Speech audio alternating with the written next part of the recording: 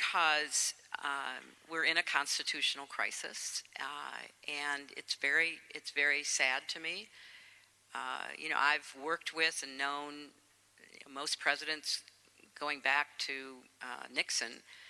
I've agreed and disagreed with presidents of my party and the other party, but I've never felt this worry that what's happening is undermining our national unity and causing threats to our national security. So we're in a crisis, and that will make it even more difficult to try to cross lines, because there's an impeachment inquiry that's been opened to investigate the president's behavior and people around him that I think rightly deserves to be investigated.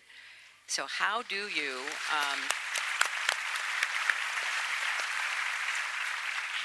how do you, even in the midst of this crisis, do what I think our founders expected us to do? They wouldn't have put impeachment into the Constitution if they thought elections were the answer to misbehavior or abuse of power. So they put it in the Constitution, and I have to tell you, I was on the impeachment staff back in 1974.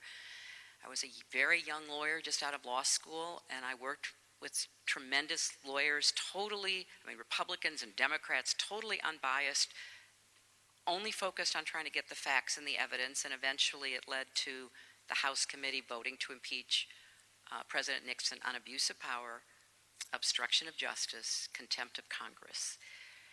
And after the House voted, and in my book I have in the book we just did, I have a section about Barbara Jordan, and you should YouTube her speech at that moment in our history. Anyway, I was so struck at that moment that 4 Republican House members voted in favor of the articles of impeachment. They put their country over party. They put the Constitution over their personal political interests. And after that vote, before it went to the House for a full vote, Republican senators, including Barry Goldwater, went to the White House and told Nixon that he should resign for the good of the country. Another person I write about in the book is Margaret Chase Smith. She was a Republican woman senator from Maine. She was the first Republican senator who criticized and made a speech on the Senate floor against Joseph McCarthy and his slash and burn tactics that were accusing everybody of being a communist. And she did it. She was very courageous. She was pretty much alone. That's what I'm looking for right now. I'm looking for Republicans. Because what is happening is Republicans who finally know they cannot defend the president anymore, they quit.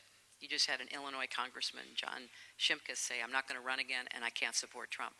I want to see people who are willing to stay in the political process say the same thing too, because I think that's important.